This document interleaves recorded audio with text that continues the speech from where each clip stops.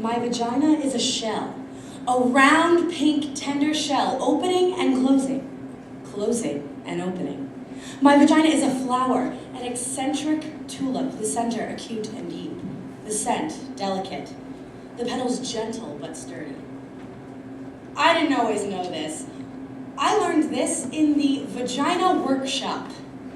I learned this from a woman who runs the Vagina Workshop, a woman who really believes in vaginas, who really sees vaginas, who helps other women see their own vaginas by seeing other women's vaginas. In our first session, the woman who runs this Vagina Workshop asked us to draw a picture of our own unique, beautiful, fabulous vagina. That's what she called it? One woman who was pregnant drew a big red mouth, screaming with lots of coins spilling out. Another very skinny woman drew a big serving plate with a kind of Devonshire pattern on it. I drew a huge black dot with little squiggly lines around it. The black dot was equal to a black hole in space, and the squiggly lines were just people or things, or just your basic atoms that you lose there. I didn't think of my vagina in practical or biological terms. I did not, for example, see it as something attached to me. In the workshop, we were asked to look at our vaginas with hand mirrors.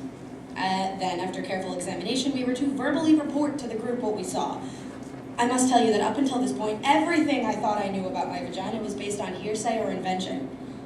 It had never occurred to me to look at it. My vagina existed for me on some abstract plane.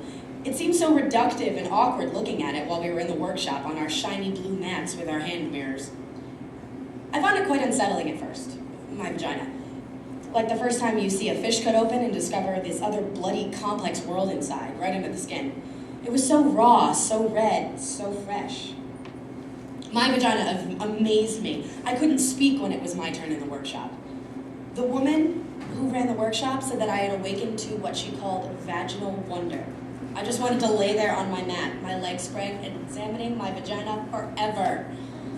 It was better than the Grand Canyon, ancient and full of grace. It had the innocence and freshness of a proper English garden. It was funny, very funny. It made me laugh. Then the woman who ran the workshop asked us how many women in the workshop had orgasms. 2 women tentatively raised their hands. I didn't raise my hand, but I've had orgasms. I didn't raise my hand because they were accidental orgasms. They happened to me. They happened in my dreams, and I would awake in splendor. They happened a lot in water, mostly in the bath. That one time in Cape Cod. They happened on horses, on bicycles, sometimes on the treadmill at the gym. I didn't raise my hand because, although I had orgasms, I didn't know how to make one happen. I thought it was a mystical, magical thing, and I didn't want to interfere. It felt wrong getting involved, contrived, manipulative. The surprise would be gone, the mystery. The problem, of course, was that the surprise had been gone for 2 years. I hadn't had a magical accidental orgasm in a long time, and I was frantic. That's why I was in the Vagina Workshop. Then the moment arrived that I had both dreaded and longed for. The woman who ran the workshop asked us to take out our hand mirrors again and see if we could locate our clitoris.